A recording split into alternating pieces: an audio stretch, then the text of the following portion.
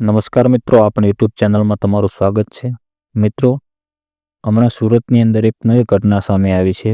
તેમાં એક બાળક એ આઈસ્ક્રીમ ખાવા માટે જઈ રહ્યું હતું અને ગટરનું ઢાંકણું ખુલ્લું હોવાના કારણે એ બાળક એ ગટરની અંદર પડી ગયું હતું. ગટરનું ઢાંકણ ખુલ્લું હતું એના કારણે એ બાળક ગટરમાં પડી ગયેલું હતું.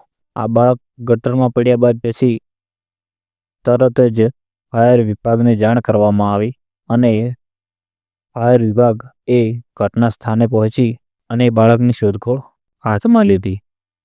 જે આ ઘટના બની છે એમાં કોની ભૂલ છે? સરકારની, કે જેમણે આ ગટરનું ઢક્કણ ખુલ્લું રાખ્યું હતું, કે પછી તેમની માતાની, કે જે તેમના બાળકની સાથે જતી હતી પણ તેમણે તેના ઉપર ધ્યાન ના આપ્યું, એના કારણે આ બાળક ગટરની અંદર પડી ગયું. તો આ કોની બેદરકારી છે તે તમે કમેન્ટમાં જણાવજો.